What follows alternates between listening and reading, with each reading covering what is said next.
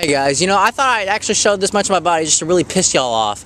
Anyway, there's this guy. If you remember my True Grit video, I said he requested me to do True Grit. It was a guy named Backyard Sports, but now he changed his name to Pablo Sanchez, which honestly seems better, I guess. But anyway, that's not the point. He actually said in the comments below, I'm just gonna stop this. I'm gonna go back here. I'm sorry, guys. I'm sorry if y'all pissed off. Anyway, he asked me if I compare like the movies, the first 3 Transformers movies, and Battleship.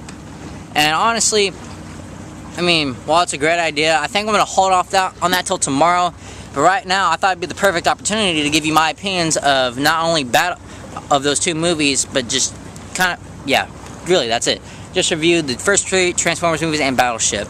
And this one, I'm going to review Battleship first off, because I feel like it's easier. Just kind of blow it out of the water a little bit before I get into my Transformers movies. Now, let me just say this. Battleship is definitely like the unknown. To me, it feels like an unknown Michael Bay movie. It really does. With terrible storytelling, with terrible characters, terrible acting, and a crappy script. And really, when I mean this, I really only mean this in the second one, comparing to the second Transformers, maybe a little bit of the third one, and maybe somewhat of the first one, but mostly this one really mostly relates to the second Transformers movie. And I'll tell you why, because this movie, Battleship, I honestly, when I first heard about this movie, I was like, ooh, this is going to look very interesting, and when I saw the trailer, it's like, at first you see it, and it's supposed to be about the story between this one Coast Guard dude, or whatever he is, I don't know, it's been a while since I've seen the movie, but anyway, and it's like how he wants to marry this one girl, and Liam Neeson is in this movie, who's really not that much of a badass at all in this movie. And he just doesn't like him and despises him, and it's like, okay, there's going to be a story on that. There has to be something to deliver more in. Hold on. Oh, it's a little race between those boats. It's very cool. But anyway, like I was saying, it just feels like, it's like, this is really what this movie's going to be, over a love story trying type thing. And then, you realize it has to get the name Battleship from somewhere, and it's going to be like this. And then you find out that this thing lands in the ocean, and it's like, oh my god. You know where this is going. And, it's all about aliens. So I was like, oh, you just gave my hopes and dreams up of having a great movie that's based off the board game, This movie, okay, let me just also say this. This movie just does not feel anything like the board game. That's all. But that honestly that doesn't mean squat about this review at all. What matters in this movie is that this movie sucked. I did not like this movie. There were people that liked this movie. I just did not like this movie. It's really like what Transformers 2 was, and a little bit of 3, and maybe just a tiny bit of what the first one was. Terrible acting, terrible script, stupid stories, and really, okay, here's the thing also. This movie's very cliche. We've seen movies like this, where it's like, it feels like it takes you in this one direction type thing, and no, not to associate with the band, but take you in this one setting, and then it's like it feels like it's being lost, but yet the movie's supposed to be intense or something like that, and then you have to bring in aliens. Yeah, that's really how this movie. Honestly, this movie felt really. It felt that in context, and yet really there is more to the story, but yet the things that I make this more to the story don't even care. There's this dude who lost both of his legs, who's actually a real person, by the way. But honestly, he's probably, he's okay for the movie. You just don't really feel him that much at all. With the script that he's been given and the direction that he has been taken towards, it ain't looking good. And plus, at the very beginning, how Alex, he's breaking into this store where, oh my god, I'm like, I paid money to see this piece of crap. There's really more than just the cliche of having to go from this way to an alien movie. This movie really is stupid. It's definitely, to me, it's personally dumber than Transformers 2. Transformers 2 was so stupid, but that all relied on really just the stupid jokes that they like to throw in. This one's really stupid because of how the story is told. Not so much, that wasn't really how much Transformers 2 was, so to say, but really, that's really how Battleship was. The storytelling just goes all over the place. You don't know what is what. It's not even alien. didn't even feel like an alien movie. It felt only 50% of the movie felt like an alien movie.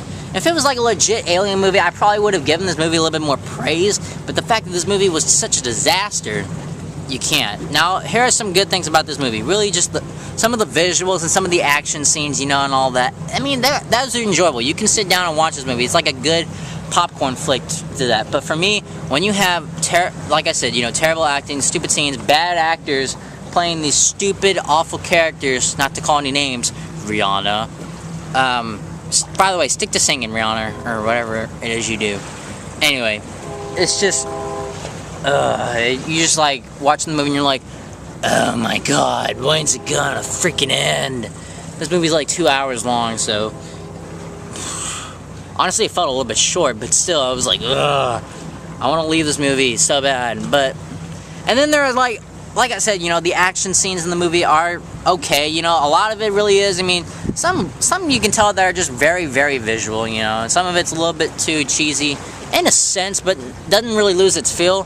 Kind of like how I said in that X-Men Origins movie when, what was his name, Zero jumps onto the helicopter. That was probably the most cheesiest thing I've ever seen in a big action movie, ever.